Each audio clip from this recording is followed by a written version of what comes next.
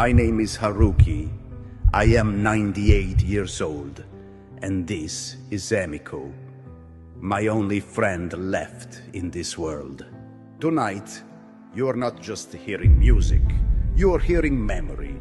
You are hearing ghosts.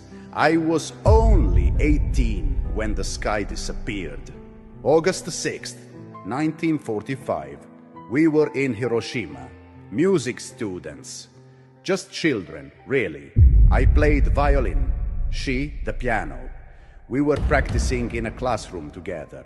We were supposed to perform a duet that afternoon at school, a simple melody we had written together. It was innocent, gentle. It had nothing to do with war.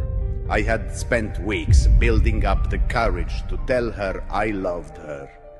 But before I ever could, the sun fell from the sky. There was no warning, no sound. Just a white light so bright, it felt like we had been erased. Time didn't exist anymore. I remember opening my eyes and not understanding what I was seeing. I thought I had died. Everyone I knew, gone. I was buried for hours. When they pulled me out, my hands were burned, my left eye blind. My violin case splintered like firewood. I never saw Emiko again, or so I thought. I spent the next 70 years believing she had died with the others. I never married.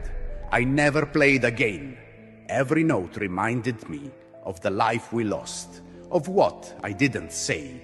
Then, 7 years ago, a letter arrived.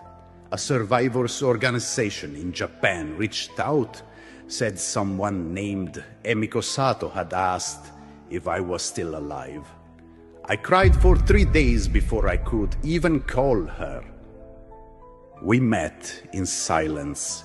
There were no words that could reach the pain between us. She had survived too. She had burns down her spine, lost her parents, her baby brother. She thought I was dead too. We sat on a bench, just two old people, broken by history. And then I said, "Do you remember the song?"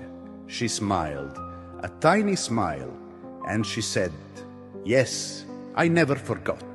So we played. We hadn't touched our instruments in decades. Our hands didn't move the way they used to, but the music came back like a river after the drought. We're not here tonight to impress anyone. We don't have long left on this earth. What you're about to hear is the song we were meant to play 80 years ago. The song of two children who never got to say goodbye. A lullaby for the dead.